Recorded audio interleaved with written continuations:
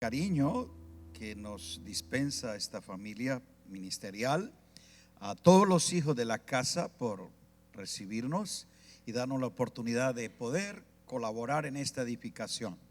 Muy complacido de disfrutar esta jornada con ustedes. Cabalmente estamos aquí porque recibimos un regalo y todo lo que yo me he vuelto muy humilde, todo lo que me regalan lo recibo. Entonces, Pastor Charles está. ¿Dónde está Pastor Charles? Ponte en pie, Pastor Charles Torres, su esposa Berenice. Ellos son pastores en Houston. Están con su familia, están sus padres. Póngase de pie la delegación que vino de Houston, porque hay varios, por favor. Toda esta gente, sus padres, su hermana Grace, Ken y su esposa, que son muy servidores en la iglesia donde ellos pastorean. Entonces, en nuestros primeros 41 años de matrimonio, ellos nos regalaron un crucero para celebrarlo. Y yo lo recibí con mucha humildad. Y fuimos a disfrutarlo, y esta semana estábamos con ellos disfrutando este tiempo. Y entonces mañana retornamos a Houston, pero hoy con ustedes para ser enriquecidos en Cristo Jesús. Gracias, Pastor Charles, y a toda la familia por este detalle de honra. Quiero presentarles a José y Albita Bardales, ellos fieles servidores en Miami de una de las iglesias que iniciamos, Plenitud de Vida, donde estuvieron también colaborando con nosotros. Isamar, ponte en pie, Isamar y su hermana, ellas son de una familia en Venezuela, en Mérida, Venezuela, donde sus padres también pastorean, son parte de esta red, Rema, con el pastor Charles también, y están entonces ahora temporalmente en Broward, así que ustedes le van a tener aquí en casa. Me los tratan bien, por favor. Así que, ¿y ustedes cómo están? ¿Bien? Muy privilegiados de ser parte de la familia de Dios y de disfrutar de nuestro Padre siempre lo mejor. Quiero sumar a la temática que han venido trabajando sobre lo que es la vida, naturaleza y funcionalidad de la iglesia. Entonces hoy queremos tener una perspectiva de lo que se nos presenta en el libro de Efesios, capítulo 3, verso 10. El apóstol Pablo declara cómo Dios, en su propósito eterno que definió desde el comienzo en Cristo, se propuso mostrar su gracia, su sabiduría y su obra. Y precisamente porque todo era en el Hijo, por el Hijo y para el Hijo, en el Hijo Él adecuó una esposa que se llama la iglesia. Y Efesios 3:10 dice que ese diseño y plan original estaba para que la multiforme sabiduría de Dios sea ahora, diga ahora. No fue en el tiempo de Moisés, no fue en el tiempo de los profetas, no fue en el tiempo de los patriarcas, sino ahora, diga en este tiempo. Era donde Dios quería que ese plan se revelara y lo hizo notorio plenamente a través de Cristo, y en Cristo habitó corporalmente la sabiduría de Dios, los tesoros de su conocimiento y la plenitud de su gloria. Pero en Cristo Él ahora quiere que se exprese por su cuerpo, que es la iglesia, esa multiforme sabiduría. Note usted, Dios reveló su plan en Cristo y Cristo refleja su plan y lo revela por medio de la iglesia. Debiera agradecer a Dios por eso.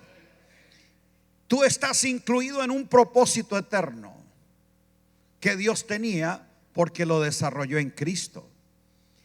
Y dice que a la iglesia le corresponde ahora anunciar, dar a conocer, mostrar a los principados y potestades en los lugares celestiales la multiforme sabiduría de Dios. Versículo 11, por favor. Dice que todo eso era porque estaba definido. ¿Me puede poner el versículo 11, 3:11? Si no lo tiene, entonces yo se lo digo. Diga, conforme. El versículo 11 dice que esto es conforme, de acuerdo a el propósito eterno que Dios hizo. Diga, ya lo hizo en Cristo Jesús. Entonces, lo que se muestra ahora no es un accidente. La iglesia no es un fenómeno sociológico que surge por la necesidad de la gente de reunirse y buscar a Dios. La iglesia tampoco es un accidente histórico, que por cuanto entonces Israel falló, Dios sacó el plan B. La iglesia no, la iglesia siempre ha sido el plan original, porque fue hecho en Cristo. Solo que en la dispensación de los tiempos, esa sabiduría fue dada a conocer a los patriarcas y a los profetas. Pero ahora se ha dado a conocer en forma plena a través de la iglesia. Pero la única manera para que la iglesia pueda dar a conocer lo que Dios ha propuesto que anuncie, debe hacerlo desde la posición correcta. Diga, en los lugares celestiales. Lugares celestiales es una frase marcada exclusivamente para la iglesia y solo aparece en el libro de los Efesios. En ninguna otra parte del Nuevo Testamento aparece la frase lugares celestiales. 5 veces aparece en el libro de los Efesios esa frase, porque quiere es que la iglesia identifique cuál es la posición desde la que ejerce su función. Diga, si conoces la posición, ejercerás la función. Y la posición que tú tengas como iglesia en Cristo va a definir la percepción que tú tengas en Cristo. La posición define la percepción. Lo que tú puedas entender depende de donde tú te ubiques. El libro de los Efesios es una de las exposiciones eclesiológicas más profundas, penetrantes, claras y precisas que están en todas las cartas apostólicas. En ella se nos muestra lo que es la naturaleza de la iglesia, la dinámica de la iglesia, la vida de la iglesia, el orden de la iglesia, la posición de la iglesia, la función de la iglesia. En otras palabras, entender la carta a los Efesios es saber quiénes somos, qué tenemos, qué podemos y qué hacemos como iglesia de Cristo desde los lugares celestiales. Diga, desde los lugares celestiales. El problema con mucha gente es que percibe a la iglesia desde la organización religiosa. O sea, ella es parte del cristianismo. Y cristianismo como organización o religión organizada, entonces define a la iglesia más como una organización y no como un organismo. Si tú defines a la iglesia históricamente, entonces va a haber un movimiento que ha tenido etapas oscuras, situaciones conflictivas, envuelta en guerras, dividida, porque es la percepción histórica de la iglesia. Pero la iglesia tú no la puedes interpretar ni desde la historia, ni tampoco desde la religión. Diga, desde los lugares celestiales. La iglesia nunca ha estado en crisis y la iglesia no estará en crisis, porque la iglesia está en Cristo. Dije la iglesia, no hablé de la congregación. No hablé de la denominación, no hablé de los concilios, hablé de la iglesia, del cuerpo de Cristo, de aquel organismo vivo que posee la vida de Cristo Jesús. Entonces, en la congregación puedes ver creyentes congregados. En los lugares celestiales, a la iglesia orgánica. ¿Me estoy haciendo entender? No trates de entender ni de leer a la iglesia desde la organización. Ella es orgánica y por lo tanto tiene que saber cuál es la posición que Dios le ha dado. Permítame ir a la carta de Efesios capítulo 1 para que miramos cómo Pablo nos desafía y a la misma vez ora por los creyentes de Éfeso para que ellos puedan tener la percepción correcta de la iglesia. Y él pide al Padre de Gloria que les imparta a esos creyentes espíritu de sabiduría y de revelación en el conocimiento de Cristo, para que se alumbren los ojos de su entendimiento y puedan saber. Diga, necesito saber. Para poder saber, Dios te tiene que dar iluminación, alumbrar los ojos de tu entendimiento. La iglesia no se interpreta, la iglesia no se estudia por imaginación, ni por investigación literaria. Diga, por iluminación. Algunos quieren conocer la iglesia investigando la historia. Ahí vas a conocer tal vez el desarrollo cíclico de una organización o de la iglesia cristiana, pero la iglesia no es cristiana, la iglesia es de Cristo. Es el cuerpo de Cristo. No es por imaginación. ¿Qué tú te imaginas que es la iglesia? No. ¿Qué dice Dios que es la iglesia? Entonces, en esta oración que él hace en Efesios capítulo 1, en el verso 14 en adelante, él ora para que cada uno de los creyentes pueda recibir eso: sabiduría, revelación, conocimiento, iluminación, entendimiento. Vamos, repítalo, diga: entendimiento, sabiduría, revelación, iluminación, conocimiento. Note que todos estos aspectos tienen que ver con la capacidad de entender. Diga, que puedan saber. Entonces la iglesia se necesita saber, no sentir. Hay mucha gente que se reúne en la congregación para sentir.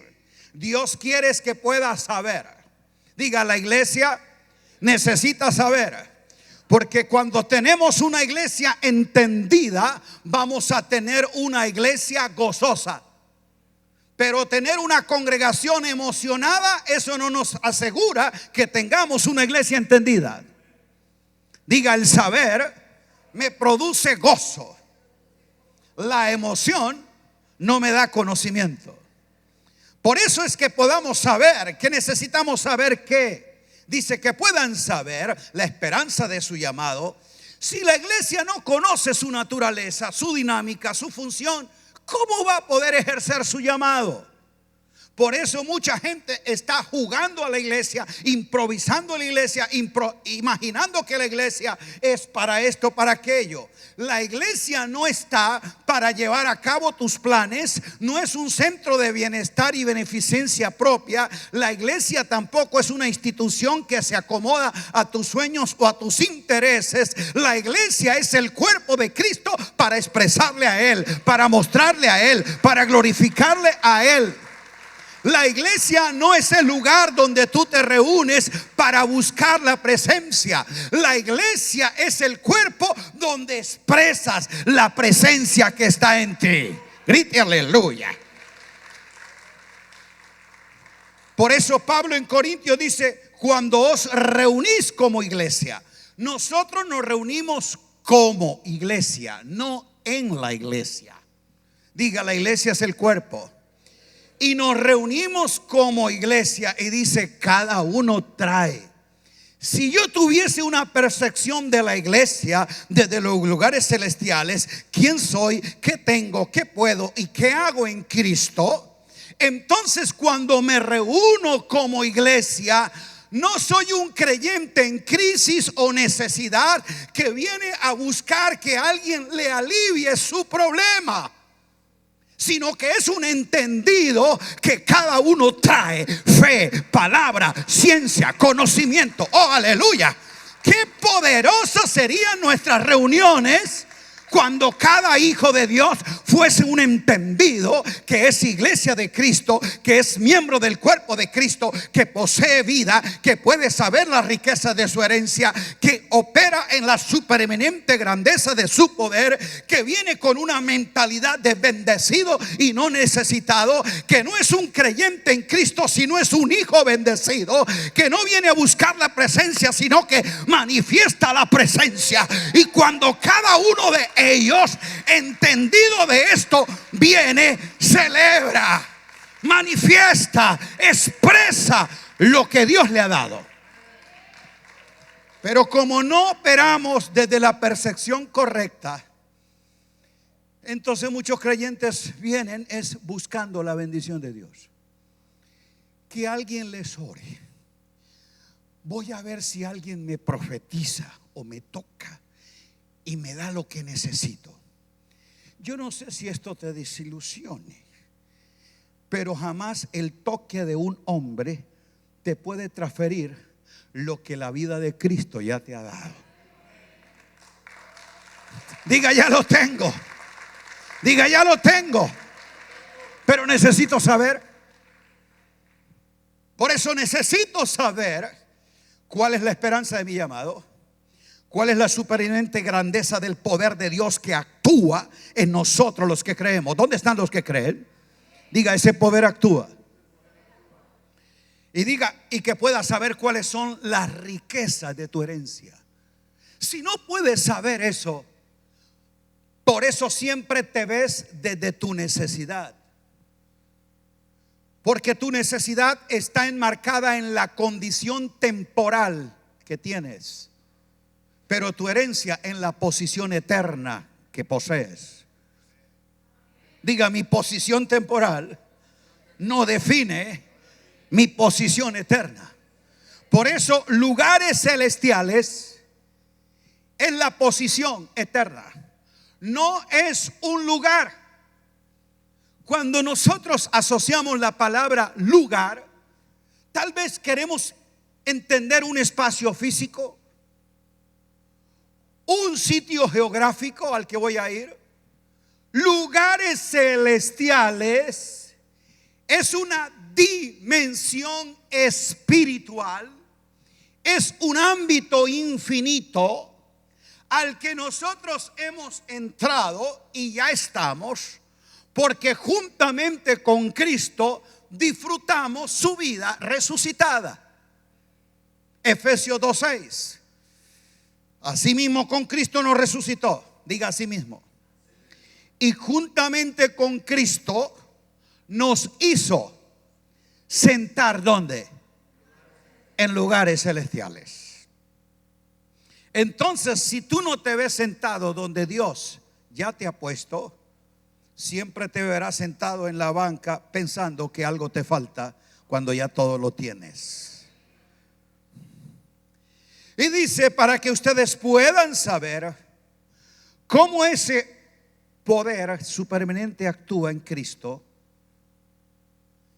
y muestra la seguridad del poder que actúa. Diga, porque ya actuó. Vamos, diga, si actúa hoy es porque actuó ayer. Ese es un poder comprobado. Dios no está mirando a ver si le funciona, si a ver contigo me sale. No, ya es, diga, producto garantizado. ¿Y sabe cuál es la garantía? Ahí dice que esa supereminente grandeza del poder que actúa en nosotros los que creemos operó en Cristo Jesús. Diga, ya operó. ¿Y cómo operó en Jesús la grandeza de ese poder? por los milagros que hizo, por las sanidades que impartió. No, ahí dice, resucitándole. La supereminente grandeza del poder de Dios, su mayor evidencia fue en Cristo resucitado, cuando le resucitó de los muertos. Segundo, cuando le exaltó hasta lo sumo. Tercero, cuando lo sentó juntamente con él. Entonces, la resurrección, la exaltación y la supremacía de Cristo está sobre todo principado y potestad. Y a Cristo Jesús Él le dio un nombre que es sobre todo nombre. Y por eso en el nombre de Cristo Jesús resucitado se somete todo lo que se nombra en este siglo y en el venidero. ¿Cuántos lo creen? ¿Cuántos creen que todo está sujeto a Cristo? Pero lo grande es que el texto dice, y lo dio por cabeza a la iglesia. ¿Lo dio por qué? Y que la iglesia es y que su cuerpo es la plenitud de Cristo, que lo llena todo en todo. En la carta a los Efesios, particularmente Pablo toma muchas figuras metafóricas para mostrar lo que es la naturaleza, la unión y unidad de la iglesia, la operación de la iglesia. En Efesios habla de la iglesia como un templo, un edificio, y la palabra ahí es naos, que se refiere más a la morada santísima, al lugar santo. Se refiere también a la casa. Entonces establece un ámbito de familia. Por eso habla de que somos la familia de Dios. Mira entonces la figura, diga casa como familia de Dios, edificio como morada santa suya, donde Él habita para siempre, que es el lugar de su reposo. Tercero, habla que es su cuerpo. ¿Qué es su qué? Cuerpo, y que Él es la cabeza. ¿Quién es el cuerpo? La iglesia. Cristo es la cabeza. Otra figura que menciona la escritura es esposa. ¿Que la iglesia es qué? ¿Qué es la iglesia? No la amante ni la novia. Él no tiene novia, Él tiene esposa. Y Él no tiene amantes. Por eso es que Él no reconoce iglesia pentecostal, iglesia bautista, iglesia asamblea. Él conoce es una esposa. Aló. La iglesia, cuando habla de esposa, es porque tiene dos aspectos. Diga, intimidad y legalidad. Las dos cosas no la tiene la novia. La novia no tiene legalidad. ¿Y por qué? Porque está solamente en votos. Nos vamos a casar, pero ella legalmente no puede tener reclamo sobre esa unión. Cuando se casa es que ella adquiere legalidad. Y al tener legalidad quiere decir, ahora soy copartícipe de tus bienes. No defina a la esposa con lo que la Constitución americana o canadiense, europea habla del matrimonio. Estoy hablando de la legalidad de un pacto, no de un contrato civil. Y segundo, intimidad. Moralmente es digno que la novia y el novio tengan intimidad. No. La intimidad solo se da en el vínculo del matrimonio, del hecho conyugal. Por eso lo que él tiene ahora no es una novia, porque no podría tener legalidad con ella, ni tampoco intimidad con ella. Tú eres la esposa. Por eso el que se une a Cristo, un espíritu es con Él, y tenemos comunión, intimidad en el espíritu. Otra figura se llama varón perfecto, porque muestra la madurez precisamente de aquel que ha alcanzado la capacidad de dominio de la herencia y reproducción de vida. La iglesia no es un niño en crecimiento. La iglesia la presenta como un varón perfecto. ¿Un qué? El niño es el varón, pero no tiene la capacidad de reproducir vida, aunque tenga genitales. Porque le falta que diga esperma.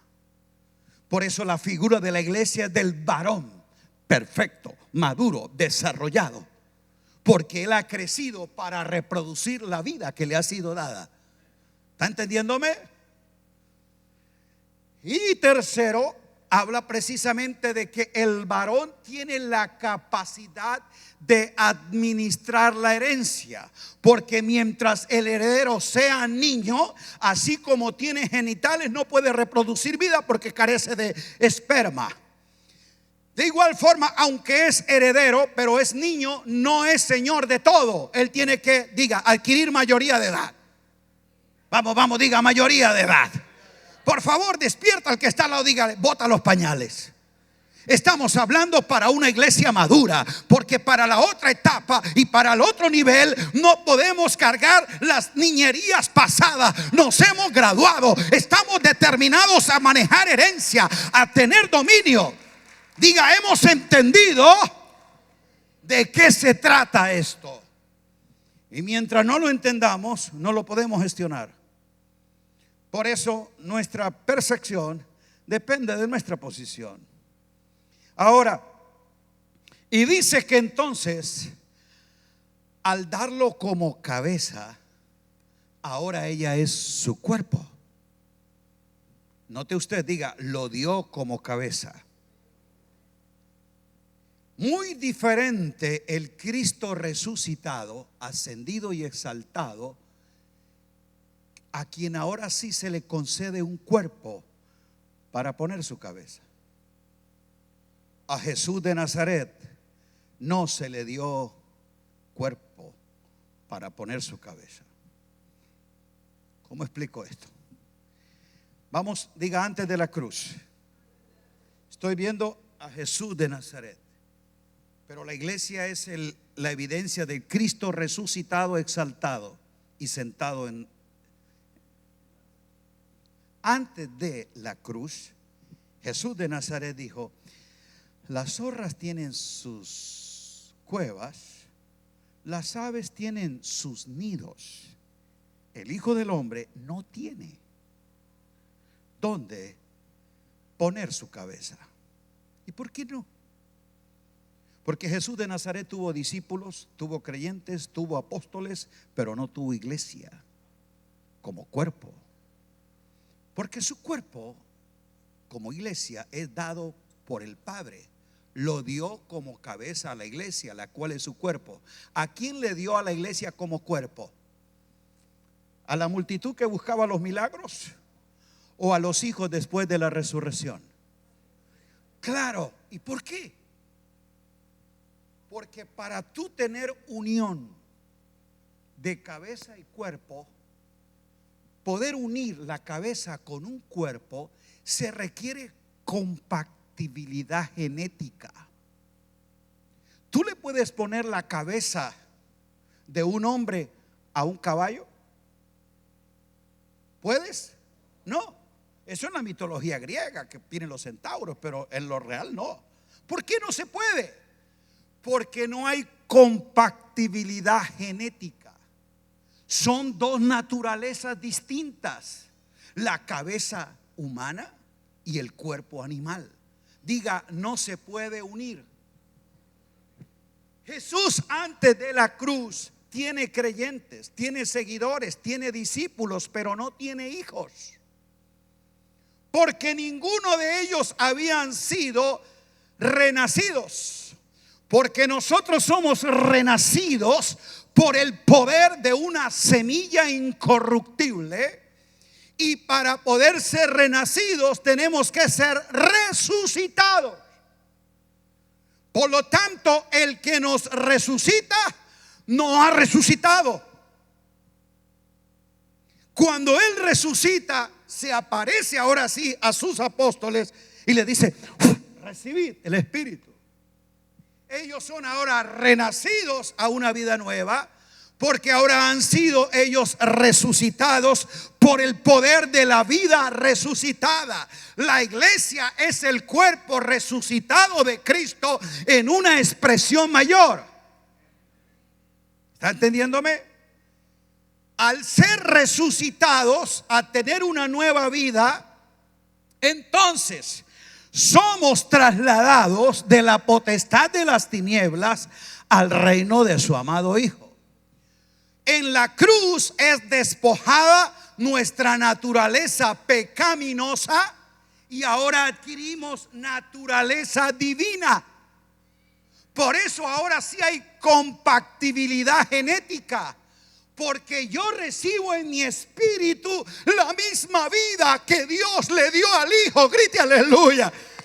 Tú tienes en el espíritu la vida de Cristo resucitado. Es la misma clase de vida. Tú en tu espíritu tienes la naturaleza divina, la misma naturaleza de Dios. Hay compatibilidad y puede crearse la unión. ¿La qué? Dije unión, no relación. Tú no entraste a una nueva relación con Dios. Tú entraste a una nueva unión con Cristo, el que se une, no dice el que se relaciona. La religión cristiana nos enseña una buena relación con Dios. Lea la Biblia, ore, congréguese para que tenga una buena relación con Dios. Yo conozco gente que ora, se congrega y lee la Biblia y no tiene relación con Dios. Porque la relación es algo que tú haces por esfuerzo propio. Relación es un vínculo que dos partes contraen con voluntad propia. Se define cortarla, terminarla. Algunos de los días no quiera. ¿Me entiende? Relación. Pero en ninguna parte del Nuevo Testamento se habla de la iglesia en relación, sino en unión. Por eso dice que lo unió a la iglesia. Él como cabeza lo unió al cuerpo. Porque el que se une a Cristo, diga unión. Esa unión orgánica vital es la que nos permite tener comunión. No hay comunión si no hay unión. La unión común entre la cabeza y el cuerpo es precisamente que compatiblemente en el espíritu poseen la misma naturaleza, tienen la misma clase de vida. Oh, grite aleluya. Yo he recibido la misma clase de vida que Dios tiene.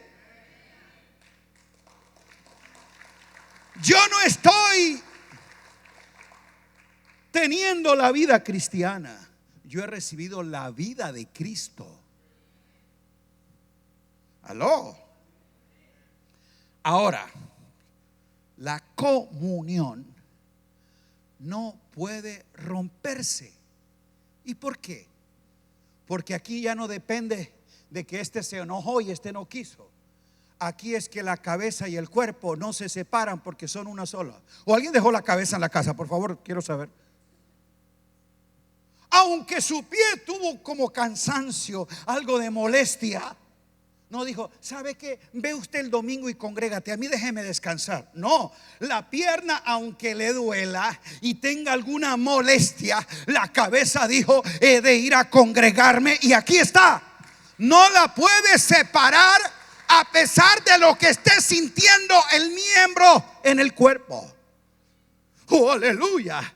Por eso es que nada ni nadie nos puede separar del amor de Dios que es en Cristo Jesús. No importa lo que estés sintiendo ahora, tú estás unido a Cristo. Eres de Cristo y recibes la vida de Cristo. Y tienes comunión. Esa palabra sí aparece en el Nuevo Testamento. Primera de Juan 1:1. Dios es luz y ninguna tiniebla hay en él. Si decimos que estamos en luz, ¿cuántos están en luz? Pues la evidencia es que tienen comunión con el Padre. ¿Que tenemos qué? Note usted, comunión con el Padre. Primera de Corintios 1:10. Fiel es Dios, que nos llamó a la comunión con su Hijo Jesucristo. ¿A su qué? Comunión con el Hijo. Segunda de Corintios 13:14. La gracia de Dios el Padre, el amor de Cristo el Hijo y el poder del Espíritu Santo, la comunión del Espíritu Santo sea con todos vosotros. Diga amén. ¿La comunión qué? Con el Espíritu Santo. ¿Qué es lo que tú tienes con el Padre, con el Hijo y con el Espíritu Santo? ¿Relación? Por eso es que el Padre no te deja de amar ni se desconecta de ti porque tú tengas un día difícil. Algunos piensan que perdieron la presencia de Dios porque en la mañana discutieron con la mujer. La presencia de Dios no se aparta de ti porque tú estás unido a Él. Lo que tienes que mantener viva es la comunión, pero jamás podrá haber separación porque tú eres cuerpo de Cristo si eres nacido de Dios. Diga comunión. En esa comunión es que hay la intimidad y yo puedo conocer más de Cristo y ese conocimiento me da crecimiento y ese crecimiento me trae madurez. Solo es posible porque hay unión común. ¿Estamos aquí? Y dice que en esa comunión y unión común, la iglesia como cuerpo es la plenitud. ¿Es la que? De Cristo, que lo llena todo en todo. La palabra plenitud es usada de forma muy especial por Pablo porque redefine precisamente este término, que en primera instancia fue usado por los comerciantes griegos. Escuche, la palabra plenitud viene del verbo pleró, que quiere decir rebosar, desbordar. Y plenitud como pleró es pleroma. Los comerciantes griegos definían pleroma cuando un barco totalmente abarrotado de toda clase de víveres se desplazaba a una región a darle un suministro completo. Entonces, cuando ese barco salía totalmente lleno para suplir en todo a una región, a ese envío se le llamaba un pleroma, porque era algo que iba lleno de todo para abastecer a todos. ¿Me estoy haciendo entender? Eso se llamaba para los comerciantes griegos pleroma. Pablo dice que la iglesia es el pleroma de Cristo. Por lo tanto, lo que está diciendo es: Cristo llenó, nutrió, suministró de todo a la iglesia para que ella vaya a todo lugar a dar a conocer de lo que ha sido llenada. Grite aleluya. Diga: he sido llenado de toda la plenitud de Cristo. ¿Cuántos lo creen? Por eso la iglesia es enviada, el barco que salía de un lugar a otro a esa misión. La segunda forma como se definía pleroma era por los alquimistas griegos. Ellos tenían la idea, escuche bien, que pleroma era un fenómeno, un efecto. Cuando una sustancia mayor entra a un recipiente y desplaza una sustancia inferior. Cuando se producía ese efecto, ellos le llamaban pleroma. Se lo ilustro. Supongamos que este fuese un vaso plástico y tiene agua. Esto equivale a que ya como casi media. ¿Cuánto habrá de agua? 300 gramos, 400, no sé cuánto. No nos compliquemos. Medio lleno este vaso. Ok, si yo tomo un galón es mayor cantidad que esta, ¿correcto? Si yo tomo un galón de pintura roja y empiezo a vaciarlo sobre este vaso que tiene agua, en la medida que esta sustancia mayor entra a ese recipiente, va sacando el agua y lo llena de pintura, ¿correcto? El pleroma se da es cuando la pintura lo llena, lo rebosa, y ese vaso es cubierto totalmente de esa nueva sustancia, y ya nadie ve el vaso, qué calidad es, qué forma tiene, de qué material es. Ya no ve el recipiente, está viendo la sustancia que lo cubrió. Eso se llamaba pleroma. Yo hubiera gritado aleluya, tal vez porque no me entendió lo que Pablo quiso decir. Lo que está diciendo es que nosotros, como su cuerpo, la iglesia, somos el pleroma de Cristo.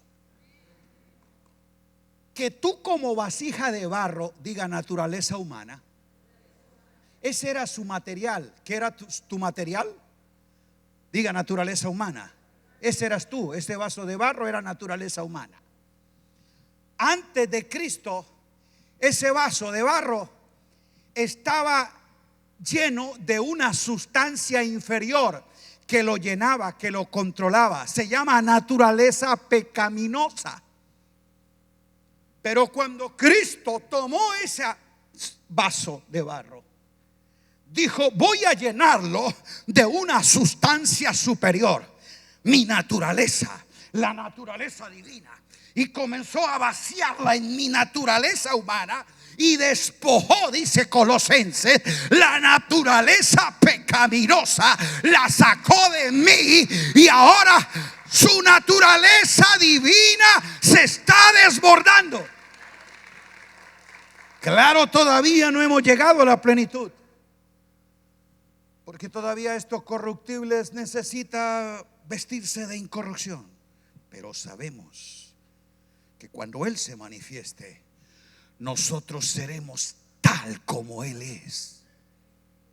Esta naturaleza humana será revestida totalmente de la gloria de Cristo. Y ya la gente no verá este recipiente, verá a Cristo en nosotros, para que Cristo sea el todo en todos y en todo. Vamos, aplauda su nombre, aleluya. ¿Lo estamos entendiendo? La tercera forma la usaban los gnósticos griegos. Los gnósticos definían pleroma de la siguiente manera: cuando un iniciado en la gnosis entraba a conocer todas esas magias esotéricas, dominio de la mente, canalización de la energía interior y todas esas falacias que enseña, ellos dicen que en la medida de que ese iniciado va avanzando en la gnosis, se va perfeccionando. El pleroma se da cuando llegue a la séptima cámara, porque dicen que por ende ya es un iluminado, que ha tenido todo ese recorrido y aquí alcanzó el nivel que ellos le llaman superior, el gran maestro. ¿Y qué es ese nivel? Donde él pudo liberarse de todas las karmas, de todos los taras, las energías negativas. Y ahora en la séptima cámara ha sido inundado de todos los eones. Ellos dicen que son emanaciones divinas que lo llenan. Y entonces él ahora es plenamente divino, por eso es pleroma.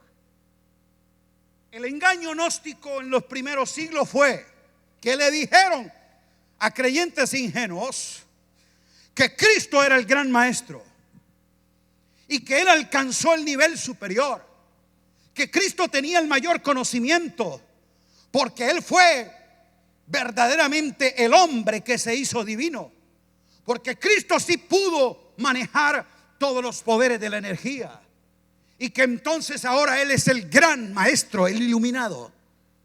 Pero la Biblia no dice eso. Pablo dice: no, él no es el gran maestro que por el ejercicio de la gnosis fue un hombre que se hizo divino. Él es el Dios que se hizo hombre.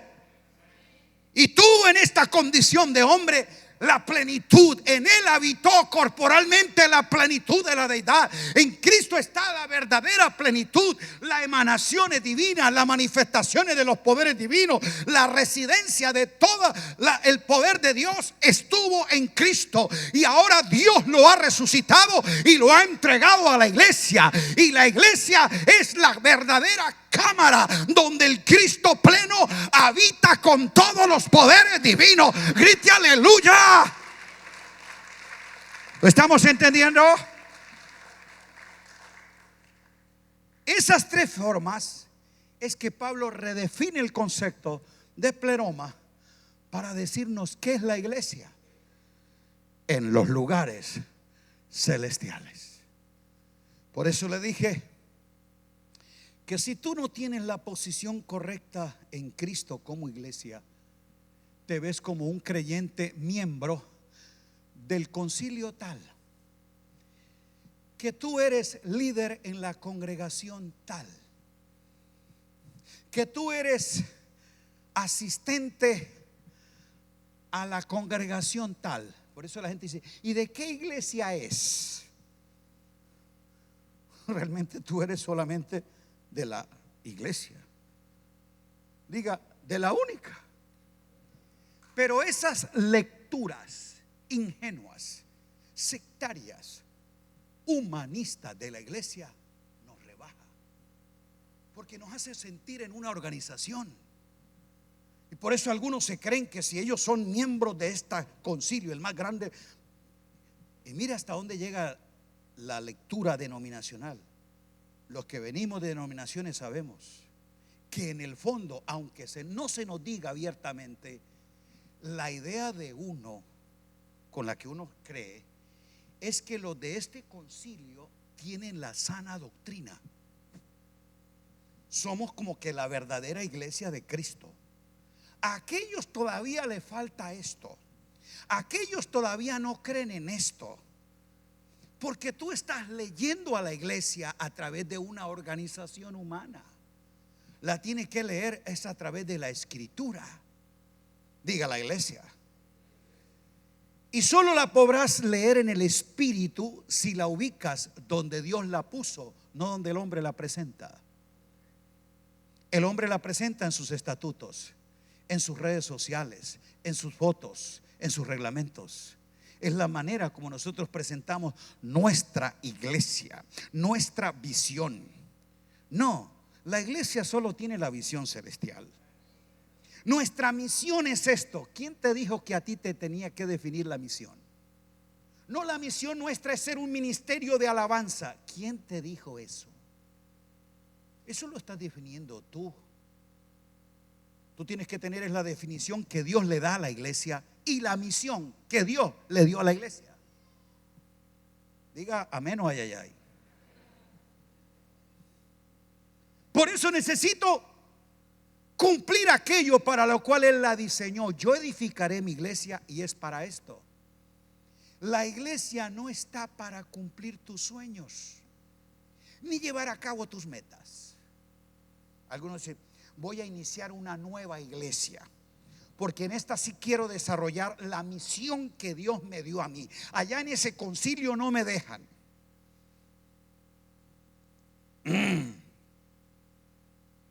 Toda esa manera de hacer iglesia no nos permite ser coherentes y efectivos con lo que Dios ha dicho que es la iglesia y dónde Él la puso. Permítame en los 8 minutos que me quedan decirle los 5 puntos que están en Efesios. Primero, diga: la iglesia está plenamente bendecida para hacer bendición. Dios le dijo a Abraham y le dice a la iglesia: te bendeciré y serás bendición a todos. Efesios 1:3 dice: bendito sea el Dios y Padre nuestro Señor Jesucristo, que nos, escuche, nos. Ese pronombre nos es una acción corporativa. No que me bendijo. No, no, no. Dios me bendijo. No, nos bendijo. Porque tú no puedes conjugar a la iglesia en pronombre propio. Me es una actitud egoísta, independiente. Nos es un compromiso corporativo. Por eso, si eres bendecido, serás bendición. Y en tu bendición yo soy bendecido. Y nos hace que Cristo sea glorificado. Grite aleluya. Pero algunos, al no entender el nos bendijo, va a la iglesia a buscar que el ungido lo bendiga. Pastor, ore por mí para que Dios me bendiga. Mire cómo se siente ese creyente, que el bendecido es el pastor. Ah, no, y si vino el apóstol, hermano, que él nos ore.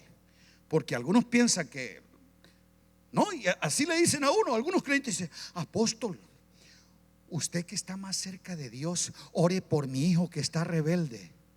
Eso lo he oído de creyentes. Apóstol, usted que Dios más lo escucha, ore por mi esposo que no quiere congregarse. Apóstol, usted que tiene más fe, pida por mi abuelita que está enferma. Qué triste que eso me lo diga un creyente. No me dolería si lo dice un inconverso, ignorante, pero un hijo de Dios que es con Cristo igual a mí. Yo no estoy por encima de ti, ni tengo más poder, ni Dios me oye más, ni yo tengo línea directa. Tú y yo estamos en Cristo, y la misma fe que me ha dado a mí, y la misma gracia que me ha dado a mí, y el mismo poder que me ha dado a mí. Por eso la supereminente grandeza del poder actúa en nosotros. Pero algunos quieren decir: no, el poder actúa en mí, yo soy el ungido, los demás vengan a buscar la bendición. Tú no estás entendiendo la iglesia. Diga: nos bendijo. Diga: soy bendecido para ser bendición. Aleluya. Yo no vine a buscar la bendición, ni pedir que otro ore para que Dios me bendiga. Yo ya estoy. Por eso dice: nos bendijo en Cristo. ¿Y cómo es que tú te ves y operas como bendecido? Diga: en los lugares celestiales. La primera vez que menciona lugares celestiales es en Efesios 1:3. Porque ya de entrada nos pone en Cristo como cuerpo. Y si tú sigues leyendo para saber de qué clase de bendición se trata, no es que, uy, qué tremenda bendición, hermano, el Señor me dio un nuevo empleo. Eso no es bendición. Si usted quiere saber realmente qué es bendición, lea Efesios 1, que nos bendijo con toda bendición en Cristo Jesús, según nos escogió en Cristo desde antes de la fundación del mundo, para ser adoptados hijos suyos, para la alabanza de su gloria, en quien nos dio redención por su sangre, el perdón de pecados, para ser herederos suyos, para ser sellados con el Espíritu Santo, para poder ser administradores de su herencia. Eso sí es bendición. Porque si tú tienes esto, un carro nuevo, comida y bebida, eso es añadidura. Aló. Pero algunos prefieren que el Señor les dé un nuevo carro, aunque no estén aceptados en Cristo, ni siendo sellados en el Espíritu. Aló.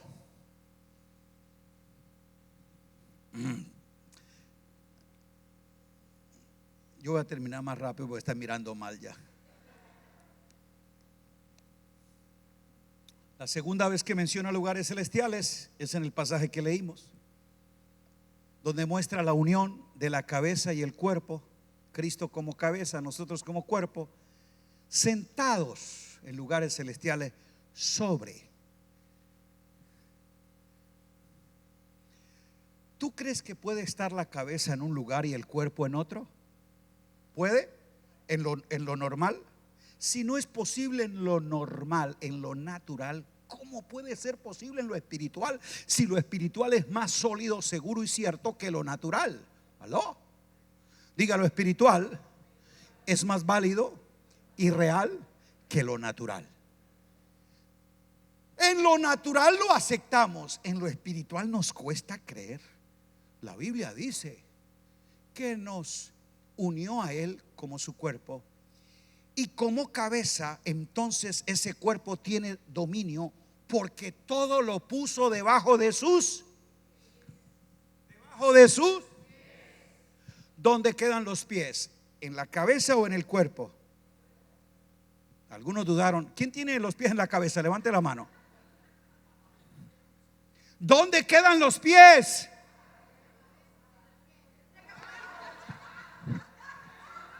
No me confunda el público, ya sé por qué están confundidos los santos. ¿Dónde quedan los pies? ¿Y quién es el cuerpo de Cristo? Entonces, debajo de quién es que están los principados y potestades. Debajo de la iglesia. Porque la iglesia está donde Cristo la puso. Y Él no la puso ni en Broward, ni en la Florida, ni en Estados Unidos. La iglesia no opera geográficamente, sino en lugares celestiales para afectar cada lugar. Aleluya, ¿me estoy entendiendo?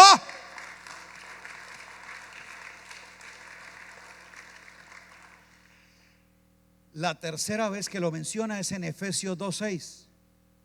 Asimismo con Cristo nos resucitó. ¿Cuántos son resucitados con Cristo? ¿De verdad cuántos lo creen? ¿Por qué no todos ese amén debería haber tumbado este techo? ¿Cuántos creen que han sido resucitados con Cristo?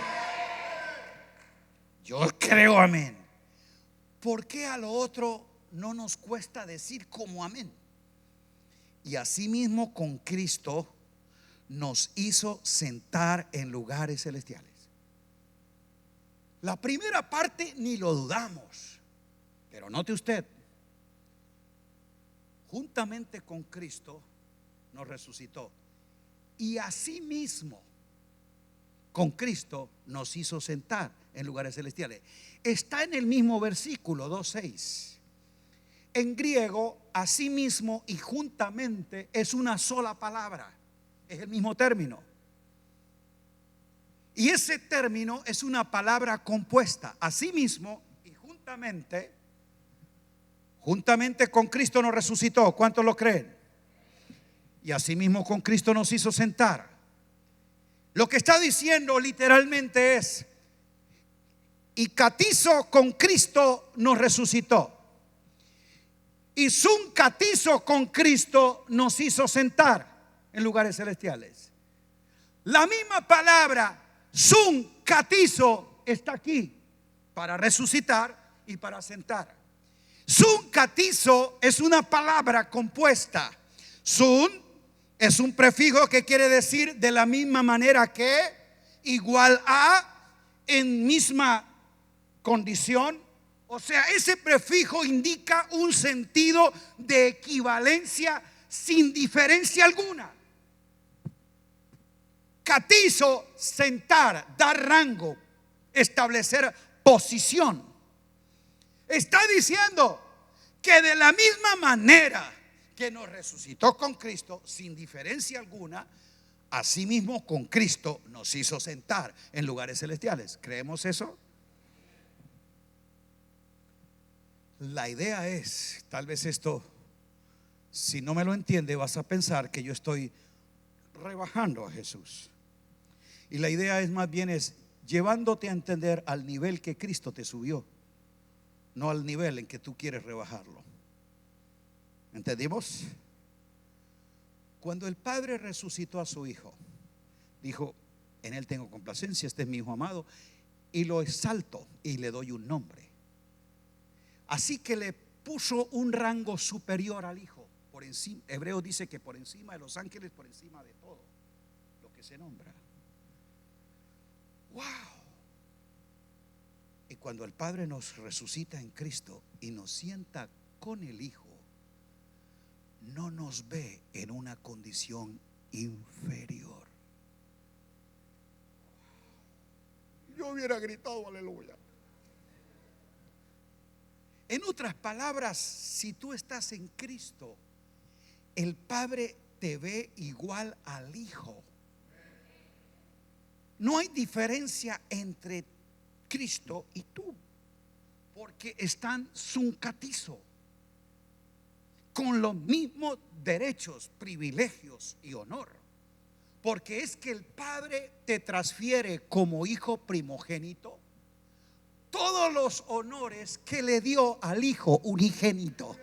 Alabado sea su nombre. Grite aleluya.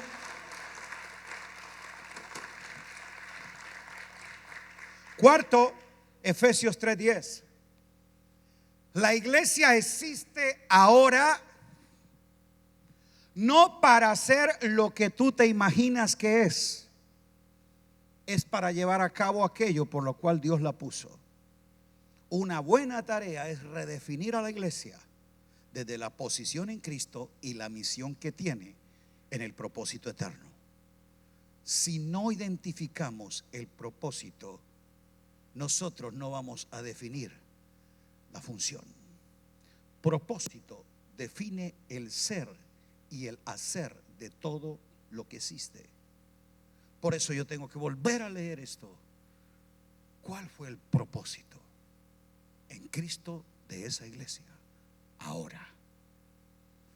Y allí entonces nos vamos a hacer efectivos en el propósito de Dios, aunque tengamos que cambiar algunos programas eclesiásticos. Qué fuerte es eso, cuando el creyente le gustan los programas que los entretienen, que los emocionan, que los alegran, pero no el propósito que lo define. Esa es la razón ahora para dar a conocer la multiforme sabiduría de Dios. No tengo tiempo para explicarle qué son principados y potestades según el libro de Efesios, porque ahí es donde tenemos que entender la operación de la iglesia hacia esos sistemas. Principados y potestades no son demonios. Principados y potestades son rangos de autoridad. Rangos de autoridad como principados y potestades existen en los cielos. En los ángeles hay rangos y autoridad. Hay principados y potestades. Ahí hay arcángeles, ángeles, querubines y serafines. Por eso son principados. Recuerda lo que dijo Daniel. Mas el príncipe Miguel, ¿cómo le llamó? Un príncipe es el que dirige un principado. Era un arcángel del cielo. Principados y potestades también existen en los hombres, rangos de autoridad y dominio. Son jerarquía de poder. Por eso cuando tú dices que la reina Isabel visitó el principado de Mónaco, no fue que fue a consultar un demonio. Algunos piensan eso. Principado de Mónaco es un territorio donde un príncipe ejerce una autoridad. ¿Está aquí conmigo? Ok. Y principados y potestades existen también en las tinieblas, las fuerzas y poderes demoníacos. Wow. Debiera volverme a invitar, porque entender esto, cómo es que ahora la iglesia da a conocer la multiforme sabiduría a esos tres rangos, es nuestra tarea. Y a cada rango se le notifica la multiforme sabiduría de una manera diferente. Por eso es que la carta termina mencionando la quinta vez Efesios 6:10. Por lo demás, hermanos míos, ese por lo demás es como la forma de recapitular todo lo que vino presentando en la carta. Por lo demás, hermanos míos, fortaleceos en el Señor y en el poder de su fuerza, vestido de toda la armadura de Dios, para que podáis estar firmes contra las acechanzas del diablo. y ustedes sepan que tienen lucha no contra carne y sangre, sino contra principados y potestades en los lugares celestiales. Muchos creyentes, por no entender el desarrollo eclesiológico que se propone en Efesios y no tener una lectura sistemática de la carta, van a ese pasaje y lo cercenan, tomando esto para decir que hay guerra espiritual. En ninguna parte se menciona que hay guerra espiritual. Hay batalla de la fe, que es muy distinto a guerra espiritual. Ese es otro tema para distinguir qué es la batalla de la fe y qué es guerra espiritual. Tú libras una guerra porque quieres obtener una victoria, ¿o no? ¿Para qué existen las guerras? Para definir una victoria de terreno, de propiedades, de gente, lo que sea. Mi hermano, la guerra Él ya la libró y en la cruz dijo: está vencido. Yo no tengo que hacer ninguna guerra. Él ya la hizo y me declaró más que vencedor. Y desde esa posición de victoria me dice: enfrente tu batalla de fe. Diga: la batalla de la fe la enfrento si entiendo la victoria de la guerra. Y esa fue ganada en la cruz, donde fue despojado, donde fue derrotado, donde fue destruido para siempre el diablo, el pecado, la muerte, los demonios, y no hay ningún poder en mí. Aleluya. Si queremos entender Efesios 6:10, donde se nos ha vendido una guerra espiritual inexistente, yo necesito leer las 5 veces que menciona lugares celestiales, porque esa es la clave para entender la posición y misión de la iglesia según el libro de Efesios. Pero nos hemos olvidado de lo que más repite Efesios 6:10. No es guerra espiritual, estad firmes. 3 veces en Efesios 6 del 10 al 20 se menciona estad firmes. Y la idea es que se le demanda a un entendido, a un soldado de la batalla y a la fe, que asuma la posición correcta. Estar firmes es la posición militar para alguien que está equipado, adiestrado y listo para ir a la batalla. ¡Aló! Vamos, póngase de pie, diga: está firmes. Diga: está firmes. Tú no puedes estar firme si no sabe dónde está parado. ¿Le puede decir a una persona que anda en la nebulosa: está firme? No sabe ni dónde está parado. ¿Le puede decir a una persona: está firme, si lo que anda es ahí en la cuerda floja? Así hay muchos creyentes en la cuerda de la salvación, a ver si caen o no. ¿Quién puede estar firme si no tiene un fundamento sólido? La carta a los Efesios: yo te animaría, hijo de Dios, que te vayas hoy con la tarea y prométase a sí mismo. La voy a leer y te recomiendo cómo leerla. Es hoy fácil a través de la internet bajar una Biblia sin capítulos, sin versículos y sin subtítulos, porque los capítulos, los versículos y los subtítulos no son originales ni inspirados por Dios. Eso se lo pusieron traductores, que a su criterio la dividieron así, para una mejor lectura, pero a la vez es una peor lectura, porque es una carta. Así que cuando esos creyentes de Éfeso recibieron la carta, no decían allá en el capítulo tal, no, desde el comienzo hasta el final, porque es la única forma que tú entiendas la idea principal, el relato real de quien escribe. O a usted le mandan una carta y coge el último párrafo. ¿Lee así usted una carta? Porque no la va a entender. Por eso muchos no entendemos Efesios 6, 10 al 20, porque no hemos ido haciendo el recorrido de lo que es lugares celestiales.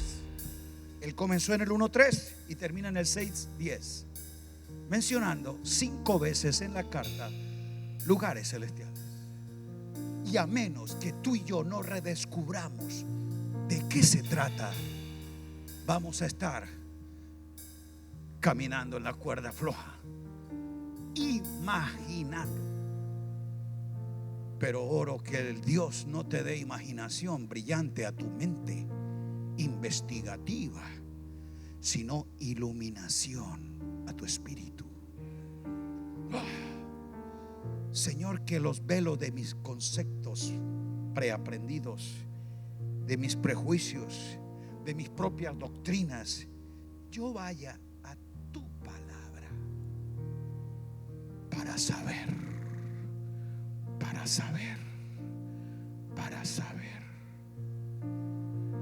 cuál es la esperanza que me ha llamado, cuál es la supereminente grandeza del poder de Dios que actúa en nosotros los que creemos, cuáles son las riquezas de la herencia en los santos, y para saber cuál es mi posición y mi posesión en Cristo, y yo poder operar realmente desde donde yo estoy, no donde hoy estoy.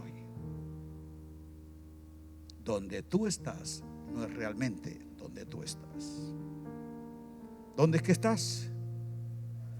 Diga: juntamente con Cristo. Donde ubiques a Cristo, ahí estás tú. Si tú ves a Cristo deprimido, fracasado, angustiado, postrado ante la vida, ahí estás tú, porque tú estás donde está Cristo. No puedes separarte de Él. Eres cuerpo, Él es cabeza. Él no es una cabeza triunfante dejando un cuerpo agonizante. Él no es una cabeza llena de señorío teniendo un cuerpo sobreviviendo en la tierra.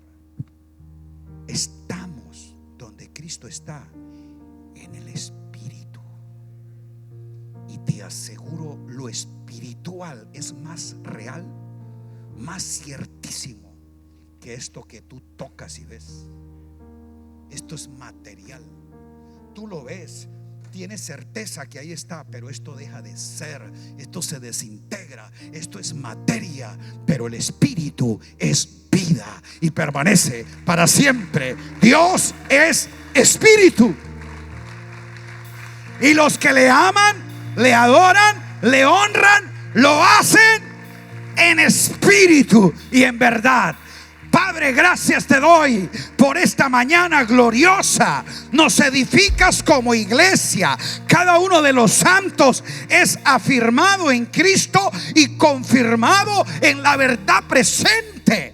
Estamos en fundamento sólido. Oh Señor, tenemos certeza que yo sé en quién he creído. Aleluya. Estoy en Cristo y tengo lo que en Él el Padre me ha dado. Oh sí, Señor, en Cristo estamos completos y en Él somos. Nos movemos y vivimos. A Él sea la gloria, a Él sea la gloria, a Él sea la gloria. Vamos, aplauda a la gloria de Cristo en ti. Aleluya, gracias Padre, gracias por Cristo, en quien estamos completos. Y te ruego, Señor, que hagas de cada uno de nosotros esos barros revestidos de gloria. Aleluya. Cristo en nosotros, esperanza de gloria. Aleluya. Abraza al que está atrás y dile: eres un bendecido totalmente en Cristo. Un abrazo a todos. Gracias, Pastor Álvaro.